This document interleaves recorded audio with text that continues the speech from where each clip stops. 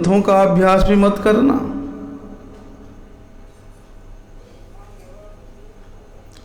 शास्त्रों की व्याख्या करके जीवन निर्वाह करूंगा, इस प्रकार के आशा को भी त्याग देना। नारद गोस्वामी, देवर्षि नारद महाराज युधिष्ठिर को बता रहे हैं यति धर्म निर्णय प्रसंग में कि बहु शिष्य लोभे थे अयोग्य शिष्य करे।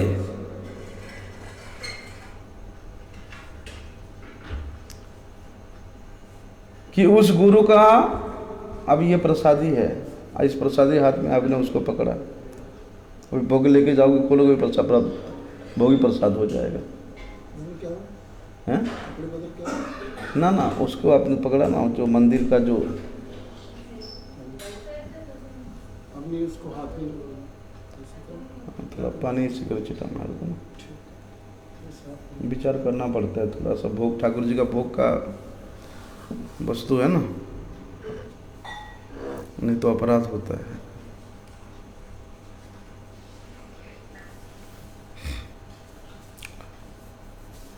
बहु शिष्य लोभे थे अयोग्य शिष्य करे। कि मैं तो गुरु बन गया, अब मेरा भी ढेर सारे शिष्य होना चाहिए, इसलिए कहीं भी शिष्य मिले, कहीं भी मिले उसको शिष्य बना लो। ट्रेन में बात करते करते मिल गया, ट्रेन में ही उसको दीक्षा दे दिया। हाँ, ऐसे ही सब आजकल तो हरिनाम हो, दीक्षा हो या सन्यास हो, वहाँ विदेश में बैठा हुआ है शिष्य और यहाँ पर कंप्यूटर खोल के उसको दीक्षा दिया जा रहा है, सन्यास दिया जा रहा है। इसलिए वहाँ पर नारद गोस्वामी कहते हैं कि विशेष रूप से जो सन्यासी है, जो यति है, उसको क्या करना चाहिए कि वे नारायण परायण होकर के विचरण करें।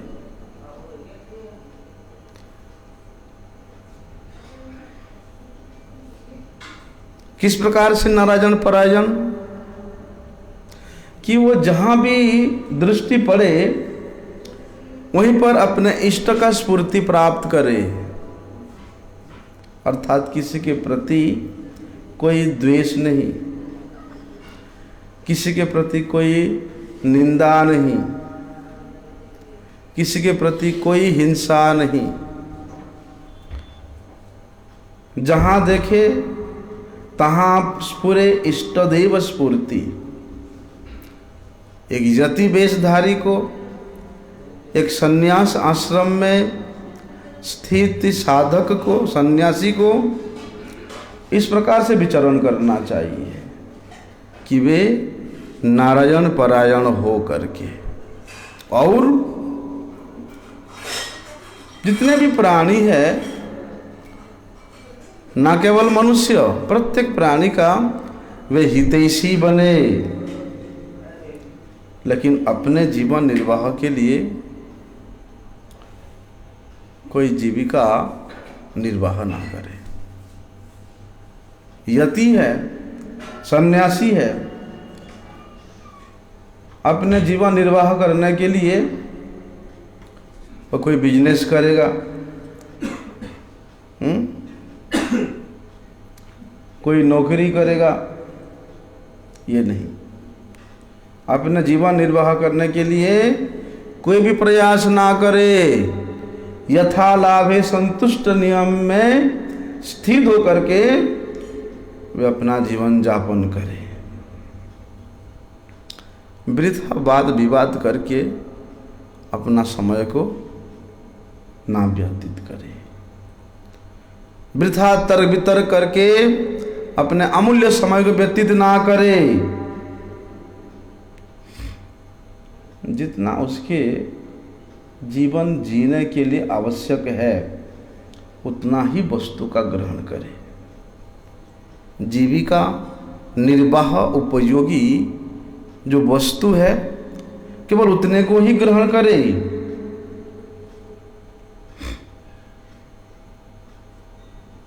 बोलते जिन शास्त्रों में सद वस्तु के प्रति प्रीति का भाव वर्णन है,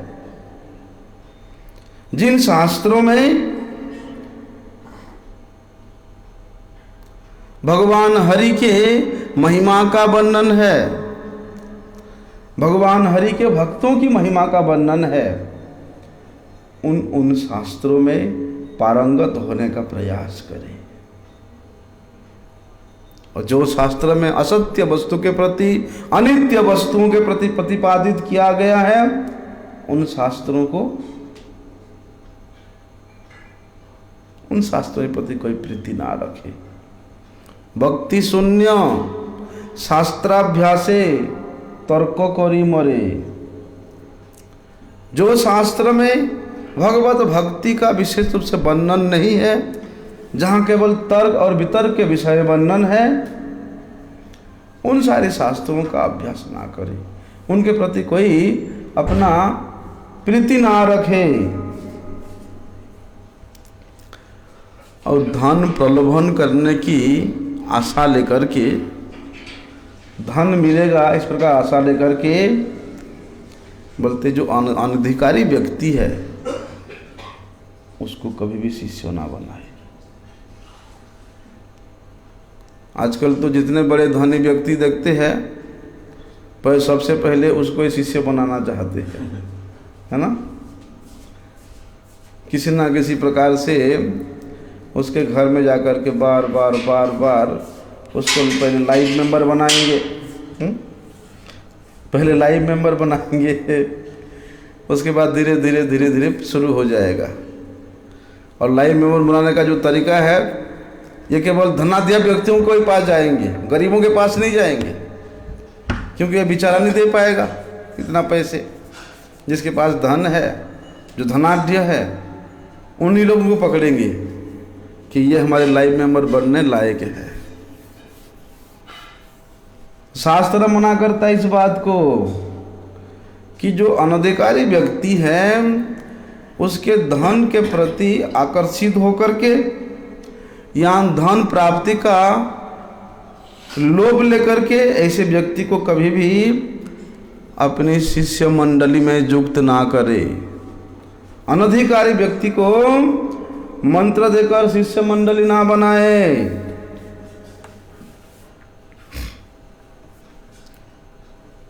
मैं पंडित हूँ, मैं सब शास्त्रों के ज्ञाता हूँ, मैं वेद वेदांग उपनिषद के मर्म को जानता हूँ, इस प्रकार पांडित्य का अभिमान लेकर के, पांडित्य प्रतिभा का प्रदर्शन करके कोई भी भक्ति ग्रंथों का अनुशीलन ना करे, कोई भी भक्ति ग्रंथों का व्याख्या मत ना करे।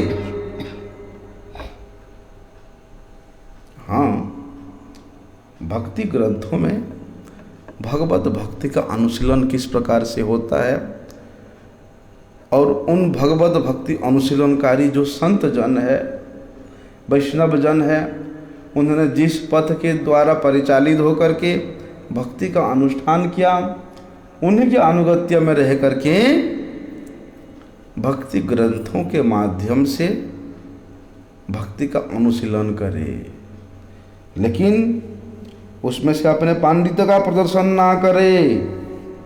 अपने प्रतिभा का प्रदर्शन करने लगेगा तो अभिमान आ जाएगा, और वही अभिमान उसको भक्ति के पथ से कभी भी अग्रसर होने नहीं देता है। कई लोग क्या करते हैं, आडंबर दिखाने के लिए बड़े बड़े मंदिर बनाते हैं, बड़े बड़े हल बनाते हैं।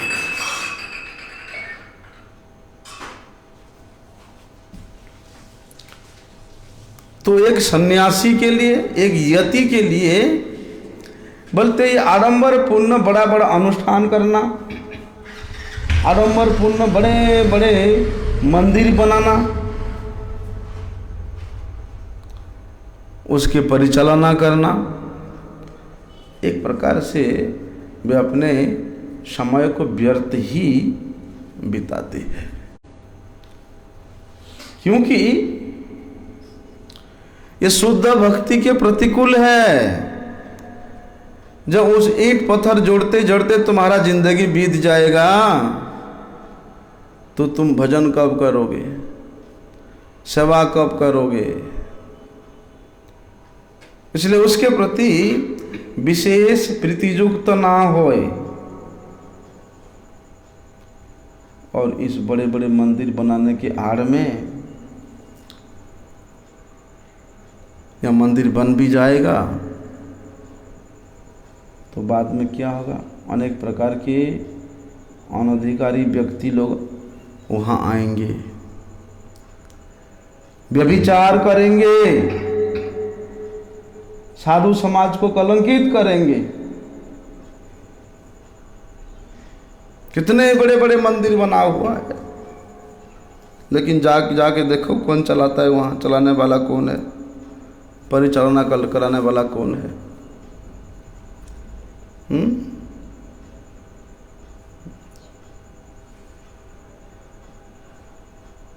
इसलिए साधुजन क्या करेंगे, यतिजन क्या करेंगे?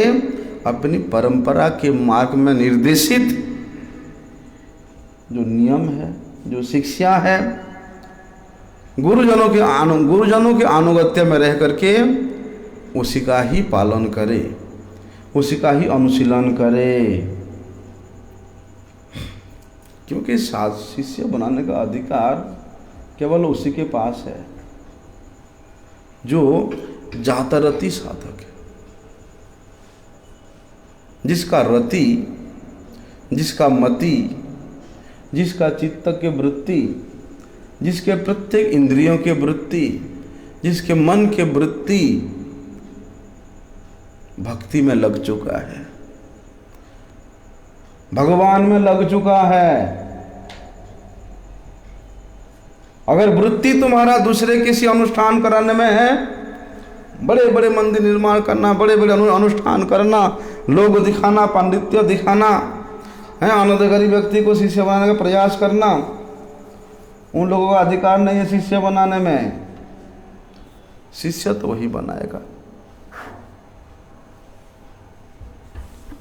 जिसका चित्त वृत्ति, मन के वृत्ति, इंद्रियों के वृत्ति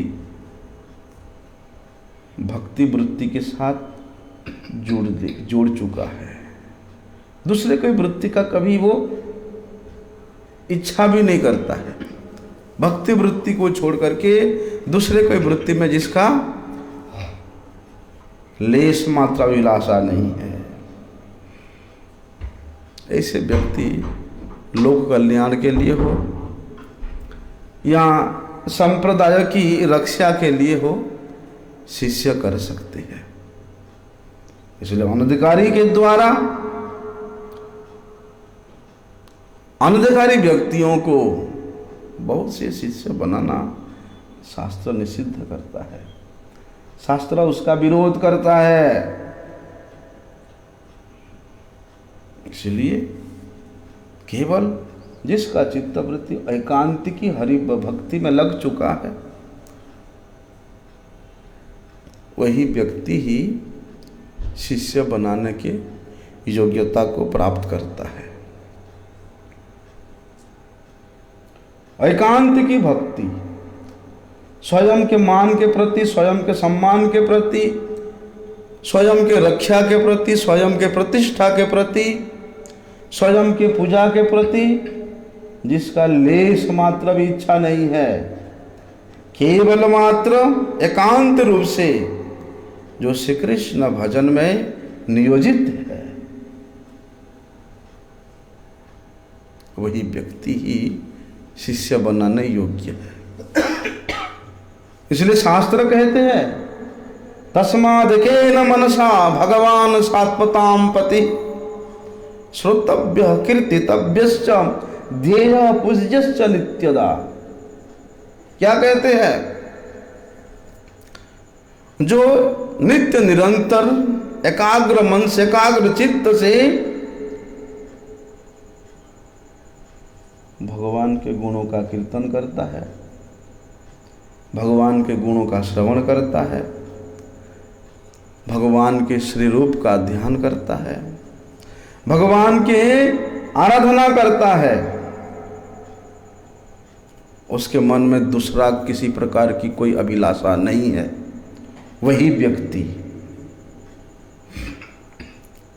और श्रोतव्य कीर्तितव्यश्च ध्येय पूज्यश्च नित्यदा। उसके सुनने योग्य कोई शब्द है तो वो है केवल भगवत गुण, नाम, गुणों से परिपूर्ण शब्द। कीर्तन करने वाला कोई वस्तु, कोई शब्द है तो केवल भगवान के नाम। चिंतन करने वाला कोई वस्तु है तो केवल भगवान के श्री रूप का चिंतन। ऐसे जो एकांतिक भक्त है वे गुरु बनने लायक है, वे शिष्य ग्रहण कर सकते हैं।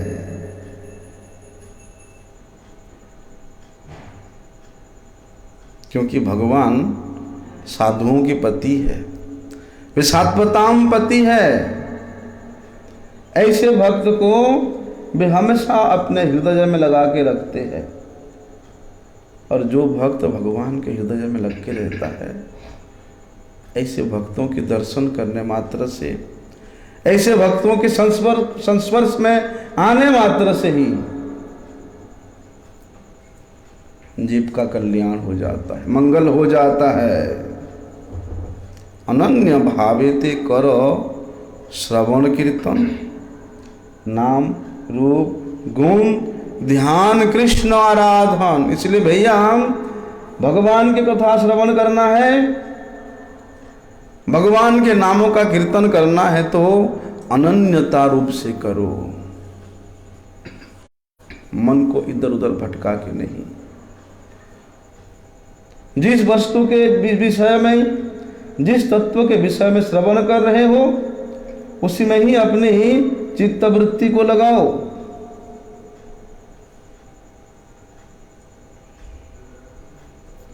उन्हीं के चिंतन में ही अपने ही अंतर्मुखता को लगाओ। अगर इस प्रकार से एकनिष्ठ होकर के अनन्यता रूप नियम को अपने हृदय बिठा करके अगर हम भक्ति का जाजन करेंगे, श्रवण कीर्तन करेंगे तो क्या होगा? संगे संगे अनर्थ दूरी हुए। जितना भी अनर्थ अपने हृदय में है सब दूरीभूत हो जाता है। और भक्ति लता फल दान करी वे सत्परे। तो देखो केवल एकांत रूप से, अनन्यता रूप से भगवान के गुणों का, नामों का श्रवण कीर्तन करने मात्र से ही प्रेम फल लाभ हो रहा है और सत्वर अति शीघ्र लाभ हो रहा है। लेकिन श्रवण करने का क्या नियम बताया? एकांत रूप से, निश्चलता रूप से, दृढ़ता के से युक्त होकर के करना है, तब जाके। क्योंकि भगवान श्री हरि के प्रसन्न होने से सब प्रसन्न हो जाता है। भगवान श्री हरि के प्रसन्नता में ही सब धर्मों का पालन हो जाता है। इसलिए अलग से कोई धर्म का पालन करने की आवश्यकता नहीं है। केवल भगवान हरि के प्रसन्नता के लिए प्रयास करो, उसी से तुम्हारा सारी के सारी धर्म पालन हो जाता है। इसलिए क्या बोला अभी? एकाग्र चित्त होकर के, एकाग्र चित्त होकर के श्री कृष्ण भजन करना।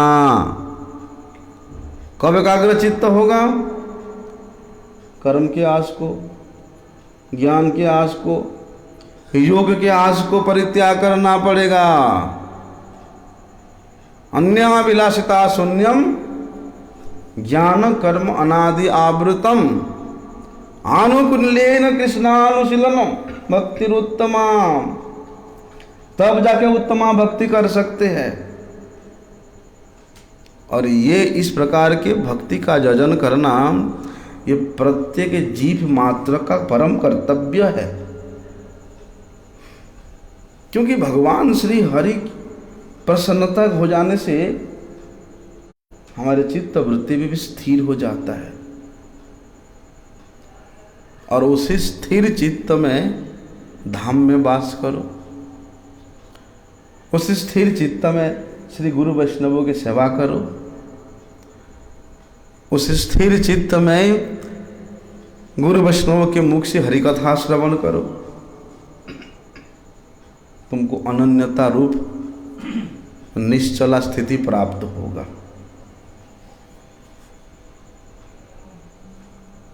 लेकिन कर्म की आशा करोगे, ज्ञान की आशा करोगे, योग के भी आशा करोगे तो उत्तमा भक्ति, शुद्धा भक्ति कभी भी जाजन नहीं कर सकती है। और भक्ति तो आत्मा की वृत्ति है। प्रत्येक वस्तु की एक एक वृत्ति होती है। उसी प्रकार आत्मा की वृत्ति क्या है? भक्ति वृत्ति। भक्ति ही आत्मा की वृत्ति है। लेकिन इस भक्ति को सुचारू रूप से, यथायथ रूप से उपलब्धि करना भी कोई सहज बात नहीं है। एक प्रकार से असंभव ही है। संभव है तो एक ही उपाय है। क्या है? कि प्रकृत साधुओं का संग। भक्तिस्तु भगवद भक्त संगेन परिजायते। जो प्रकृति में भक्त है, ऐसे भक्तों की संग करने मात्र से ही वे भक्ति आस्वादनीय होता है। वे भक्ति को आस्वादन कर सकते हैं। तब समझ में आएगा कि भक्ति क्या है। भज धातु सेवायाम, सेवा ही भक्ति है। उन प्रकृत साधु के संग करने से पता चलेगा कि भक्ति है क्या चीज। तो शास्त्र कहते हैं भज धातु सेवायाम, कि एकांतिक रूप से निश्चला मति के साथ भगवत सेवा करना ही भक्ति है। लेकिन भगवान के सेवा क्या वस्तु है? अभी भगवान के सेवा क्या वस्तु है उसको कैसे जानेंगे? जो अज्ञा व्यक्ति है, जो नहीं जानता है, जो साधु संग नहीं किया है, जिसका भक्तिमुखी सुकृति जागृत नहीं हुआ है, वो कभी भी सेवा क्या है नहीं समझ पाएगा। बड़ा कठिन है समझना सेवा क्या वस्तु है। सेवा क्या है? आत्मा के वृत्ति ही सेवा है। आत्मा के वृत्ति क्या है? परमात्मा को प्रसन्न करना। उसको नेचुरल कोर्स कहते हैं, है ना। वो नेचुरल है कि आत्मा हमेशा परमात्मा के तरफ ही झुकाव रहेगा ही रहेगा। कि आत्म तत्व में स्थित साधक ही भगवान के सेवा सुख का आस्वादन कर सकता है। यही भक्ति का प्राथमिक स्तर है। जैसे अभी हम लोगों ने श्रवण किया, सर्वोपाधि विनिर्मुक्तम तत्पर तेन निर्मलम ऋषिकेन ऋषिकेश सेवनम भक्ति रुच्यते। समस्त प्रकार के उपाधियों से विनिर्मुक्त होना पड़ेगा। हम लोग तो इन उपाधियों को लेकर के ही घिरे रहते हैं, उपाधियों के द्वारा अवरुद्ध होते हैं। कि मैं ब्राह्मण हूँ, मैं क्षत्रिय हूँ, मैं वैश्य हूँ, मैं राजा हूँ, मैं मंत्री हूँ, मैं डॉक्टर हूँ, मैं इंजीनियर हूँ, हैं? तो ये सारी बाह्य जो उपाधि है उन्हीं में हम लोग आवृत रहते हैं। बोलते उन उपाधियों से विनिर्मुक्त होना पड़ेगा। उपाधि का भी भेद है, जड़ उपाधि भी है, चेतन उपाधि भी है। ये हो गया जड़ उपाधि। लेकिन चेतन उपाधि को समझना, चेतन उपाधि को अनुभव करना, ये केवल गुरु वैष्णव की कृपा से ही होता है। वो उपाधि क्या है कि दासो अहम वासुदेवस्य, कि मैं भगवान श्री कृष्ण का दास हूं, गोपी भर्तृ हूं, पद कमलयो दासो अनुदासानुदास। ये चेतनता रूप, ये चिन्मयता रूप जो उपाधि है,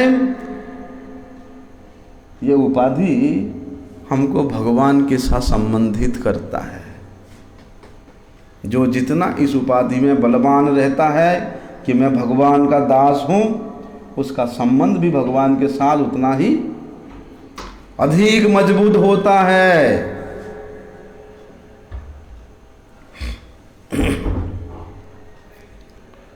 और इस संबंध को, इस चेतनतारू उपाधि को, इस चिन्मयतारू उपाधि को जो अनुभव करता है, वास्तव में वही व्यक्ति ही शुद्ध भक्ति का अवलंबन कर सकता है। शुद्ध भक्ति में स्वयं के लिए कोई प्रयास नहीं, सब प्रयास भगवान की प्रसन्नता के लिए होता है। और वही शुद्ध भक्ति के प्रभाव से क्या होता है, स्वयं भगवान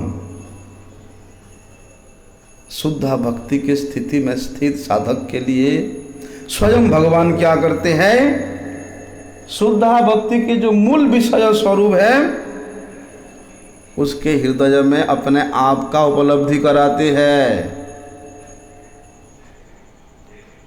उस शुद्ध भक्ति की स्थिति में स्थित साधक के हृदय में स्वयं भगवान प्रकट होकर के उसको अपना सेवा सुख का, लीला सुख का, चिंतन सुख का आस्वादन कराते हैं। इसलिए तो कहते हैं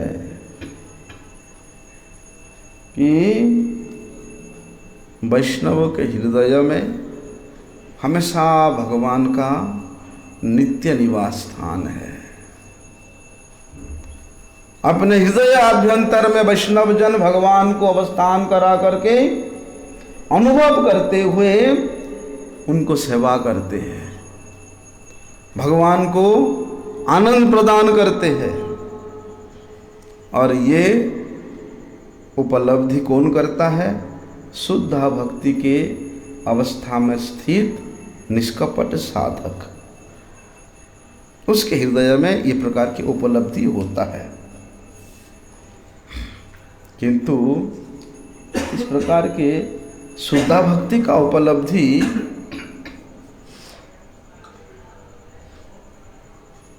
या भक्ति की उपलब्धि, शुद्ध भक्ति का उपलब्धि करने के लिए भी भक्ति शास्त्र में कई स्तर बताया है। जैसे अभी हम लोगों ने श्रवण किया, कर्म मिश्रा भक्ति, ज्ञान मिश्रा भक्ति और योग मिश्रा भक्ति। लेकिन अगर भक्ति को वास्तविक रूप में समझा जाए तो ना कर्म मिश्रा होता है, ना ज्ञान मिश्रा, ना योग मिश्रा। वे तो केवल भक्ति के संबंध में ही भक्ति का तात्पर्य रहता है। उस केवल भक्ति में ना कर्म की, ना ज्ञान की, ना योग की किसी का भी कोई स्पर्श नहीं रहता है। कोई कोई कहते हैं अरे नहीं नहीं, कर्म मिश्रा भक्ति ही श्रेष्ठ है, उस कर्म मिश्रा भक्ति के द्वारा ही भगवान को प्राप्त कर सकते हैं। अभी कर्म मिश्रा भक्ति किसको कहते हैं? जिस भक्ति में कर्म के साथ जोगाजोग है, कर्म के साथ जो भक्ति युक्त है वो कर्म मिश्रा भक्ति है। लेकिन ऐसे कर्म मिश्रा भक्ति से क्या होता है? हम लोग श्रीमद् भागवत में श्रवण करते हैं कि नैष्कर्म्यम अपि अच्युत भाव वर्जितम न शोभते ज्ञानमलम निरंजनम कुतः पुनः सस्मृत अभद्रमीश्वरे न चापितर कर्मम यदप्य कारणम। कि सकाम कर्म का जो अभियोजनकारी है वो भक्ति के साथ युक्त होने पर भी वास्तविक रूप से कर्म के साथ जितना अनुभव होता है उसका भक्ति में उतना अनुभव नहीं होता है, क्योंकि वे कर्म के साथ जुड़ा हुआ है। और कर्म के साथ जुड़े रहने के कारण कथा सुनने के लिए ना तो ऐसे बैठते हैं, ना सिर में हाथ दे के बैठते हैं। हाँ, कथा सुन, सामने बैठो। हाँ, प्रभु जी भी सुबह कितना देर तक बता रहे थे कथा कैसे श्रवण करना चाहिए, हाँ? क्यों श्रवण करना चाहिए, हाँ? नहीं गवाना चाहिए, है ना? तो सुन लो, ठीक से सुनो।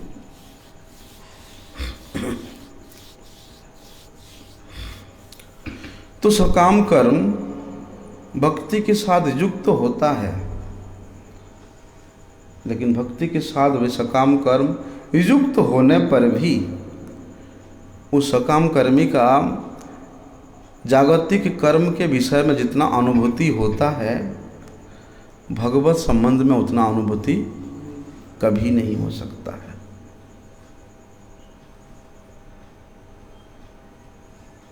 इसलिए कर्म मिश्रा भक्ति एक प्रकार से बोला जाए तो शुद्धा भक्ति का, केवला भक्ति का एक अंश का किसी कोने में भी नहीं लिखता है ही नहीं। इसलिए कहते हैं ना कि अन्याभिलाषिता शून्यम ज्ञान कर्म अनादियावृतम, कि भैया केवल श्री कृष्ण सुख को छोड़ करके और कोई भी अभिलाषा मत करो, कर्म की, ज्ञान की, उस आवृत्त से अपने आप को मुक्त करो। अनावृत होकर के अनुकूलेन, अनुकूल स्थिति मतलब गुरु वैष्णव भगवान के अनुगत्य में रह करके उनके निर्देश के अनुसार भक्ति का आयोजन करो।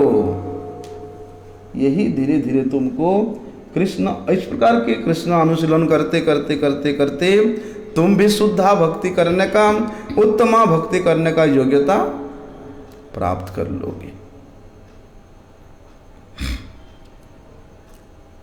और इस क्रम के साथ, इस क्रम में स्थित होकर के जो भक्ति का जजन करता है उसके हृदय में ही भगवत कृपा उपलब्धि होता है। सेवा सुख क्या है, सेवा का रस क्या है, वह उपलब्धि होता है। हम लोग केवल कर्म कर रहे हैं, ठीक है, हम कर्म करते करते करते करते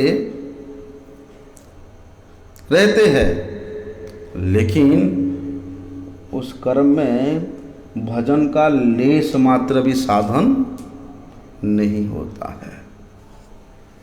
तो वही कर्म के द्वारा क्या भगवत भक्ति लाभ हो सकता है? वही कर्म के द्वारा क्या भगवत प्रेम लाभ हो सकता है? कभी लाभ नहीं हो सकता है। इसलिए कहते हैं कि तावत कर्माणि कुर्वीत न निर्विद्येत जावता मत कथा श्रवणादौ वा श्रद्धा जावत न जायते।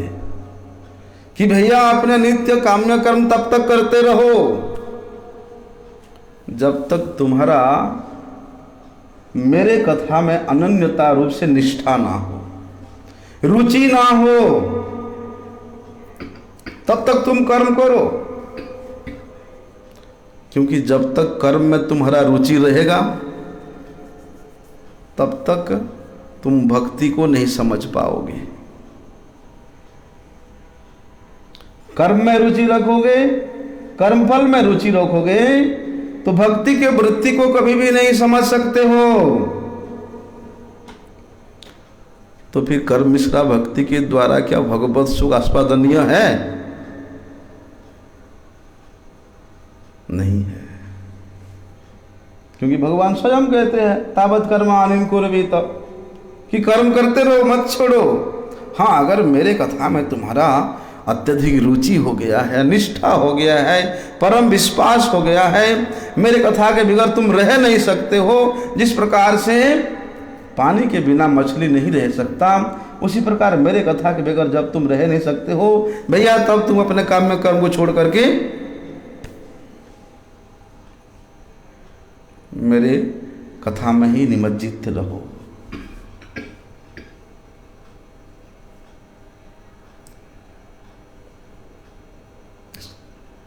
ज्ञान मिश्रा भक्ति, क्या ज्ञान मिश्रा भक्ति भगवान को प्राप्त करा सकता है?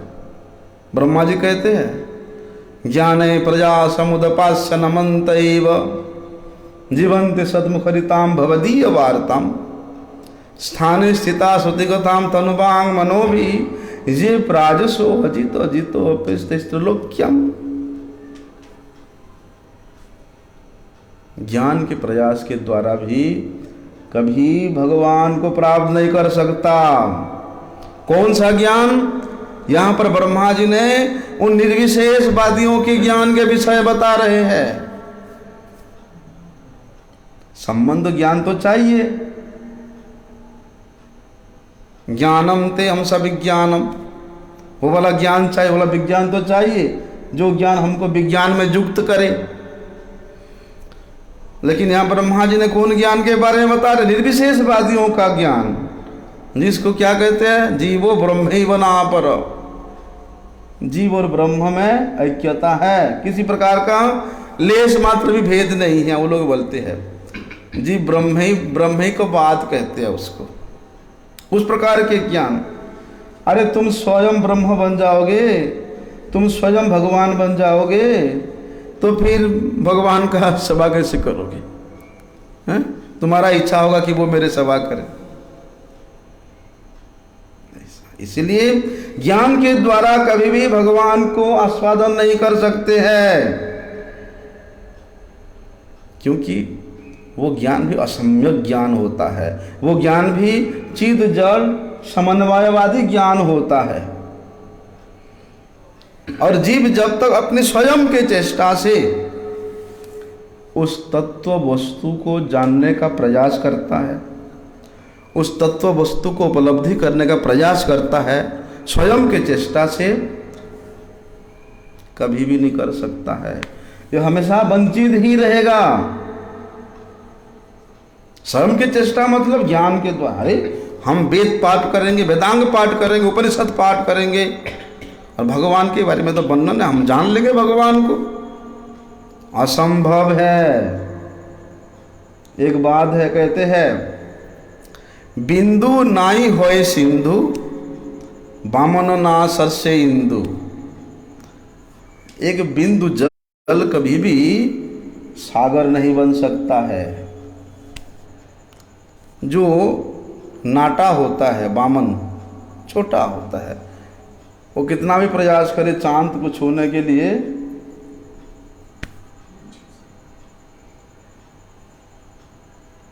असंभव है। इसलिए ज्ञान मिश्रा भक्ति के द्वारा भगवान को प्राप्त कर लेंगे, भगवान को अनुभव कर लेंगे, भगवत उपलब्धि को कर लेंगे, असंभव है। इसलिए ज्ञान का जो प्रयास है वो ब्रह्मवादियों का है। जहाँ पर ब्रह्मवादी लोग भगवान के आकार को तो स्वीकार नहीं करते हैं, केवल मात्र भगवान के जो ज्योति है वो ज्योति स्वरूप को ही स्वीकार करके उसमें लीन होना चाहते। ब्रह्मलीन लिखते ना लोग, 1008 ब्रह्मलीन ऐसे ऐसे लिखते हैं। तो उस ज्योति स्वरूप ब्रह्म में अपने आप को लीन करना चाहते हैं। भैया उसमें वो लीन हो जाएगा, मिस जाएगा, तो फिर वो भगवत सेवा सुख का कैसे आस्वादन कर सकता है? भगवान के रूप का कैसे आस्वादन कर सकता है?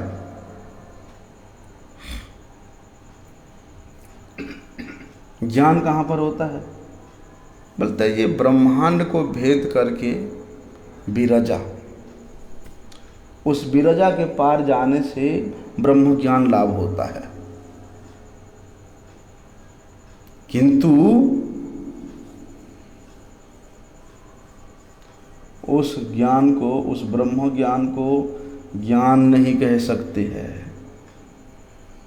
क्यों नहीं कह सकते हैं भैया? जहां पर वस्तु के सत्ता को ही स्वीकार नहीं है, जहां पर वस्तु के आकार को ही स्वीकार नहीं है, जहां पर वस्तु के रूप को ही स्वीकार नहीं है, जहां पर वस्तु के गुण को स्वीकार नहीं है, उस ज्ञान को ज्ञान कह सकते हैं? नहीं कह सकते, क्योंकि उस ज्ञान के द्वारा भगवत संबंधी कोई भी वस्तु का हम आस्वादन नहीं कर सकते हैं। इसलिए ज्ञान के द्वारा भी भगवान का सामुख्य प्राप्त करना, भगवत सेवा प्राप्त करना असंभव है। योग मिश्रा भक्ति, योग मिश्रा भक्ति के द्वारा क्या भगवान को प्राप्त कर सकते हैं? क्या करते हैं योगीगण योग मिश्रा भक्ति में? योगीगण क्या करते हैं? भक्ति का आश्रय करके साधना तो करते हैं, लेकिन भक्ति को यथायथ रूप से नहीं करते हैं। क्योंकि योगीगण योग के द्वारा क्या करते हैं? परमात्मा का दर्शन करते हैं। योगीगण योग की साधना के माध्यम से परमात्मा का दर्शन करते हैं, लेकिन परमात्मा का दर्शन करने पर भी वहाँ पर कोई चीज आस्वादन नहीं कर सकते हैं। क्यों? क्योंकि वहाँ पर परमात्मा के साथ जीव मिश्रित होकर के, परमात्मा के साथ जीव लीन होकर के वहाँ पर भी भगवत सेवा सुख का आस्वादन नहीं कर सकता है। जब वहाँ लीन हो जाएगा परमात्मा के साथ, तो कैसे संभव है आस्वादन करना? है पक्का? फिर तो ठीक है।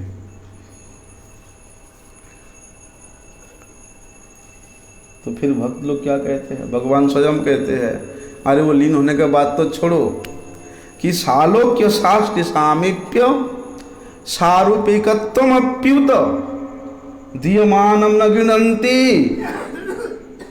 बिना मत सेवनम जना। भगवान कहते हैं मेरे भक्त उस केवला भक्ति में स्थित होकर के, शुद्धा भक्ति में स्थित होकर के, अगर उसको सालोक्य, साष्टी, सामीप्य, सारूप्य, ये चतुर प्रकार के जो मुक्ति भी प्रदान करें, तो मेरे भक्त उसको लेने को कभी भी तैयार ही नहीं होता, इच्छा प्रकाश नहीं करता। और उधर कर्मी लोग, ज्ञानी लोग, योगी लोग इसको प्राप्त करने के लिए कितना साधन करते हैं, लेकिन मेरे भक्त के हाथ में ये तो अपने आप आता है। मैं स्वयं जांचना करता हूँ मेरे भक्त को लेने के लिए, लेकिन मेरे भक्त नहीं लेता। क्यों? दीयमानम न गृह्णन्ति बिना मत सेवनम जना। मेरे सेवा सुख के सामने, मेरे सेवा रस के आस्वादन के सामने ये समस्त प्रकार के मुक्तियां भी तुच्छ है। इसलिए मेरे भक्तजन उसको भी कभी ग्रहण नहीं करते। कौन? जो आत्मकल्याणकारी साधक है,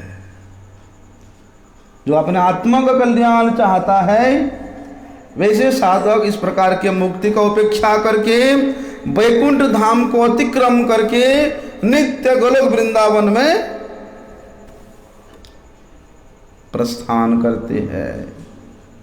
नित्य गोलोक वृंदावन में पहुंचते, वैकुंठ को अतिक्रम करके, क्योंकि वहां पर उस नित्य गोलोक वृंदावन में रस का आस्वादन होता है, श्री कृष्ण माधुरी रस का आस्वादन होता है गोलोक वृंदावन में, क्योंकि भगवान रसो वैसः है। रसो वैसः रसम हेवायम लब्धानंदी भवती। इसलिए भगवान को आस्वादन ना योगी कर सकता है, ना कर्मी कर सकता है, ना ज्ञानी कर सकता है, किसी के लिए भी संभव नहीं है। आस्वादन तो केवल भगवान के शुद्ध भक्त ही करते हैं। जिसने उस सत्ता को उपलब्धि नहीं किया, जिसने उस भगवत सत्ता को ग्रहण ही नहीं किया, उसने कैसे आस्वादन कर सकता है। इसलिए कर्म मिश्रा भक्ति के द्वारा, ज्ञान मिश्रा भक्ति के द्वारा, योग मिश्रा भक्ति के द्वारा भक्ति का वृत्ति, भक्ति का रस, प्रेम का आस्वादन कभी भी संभव नहीं है।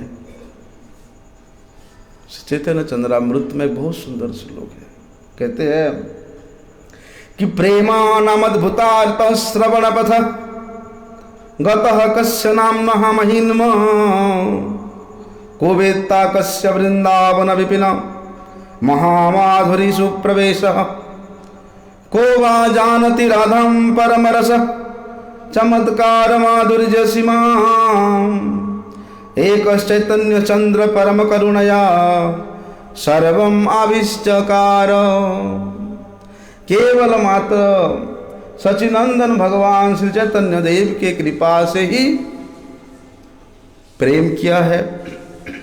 प्रेम का रस क्या है, प्रेम का श्रवण पथ क्या है, प्रेम का विरह क्या है, प्रेम का वेत्ता क्या है, प्रेम रूप वृंदा विपिन क्या है, और उस वृंदा विपिन में किस प्रकार से प्रेम के साथ प्रवेश किया जाता है।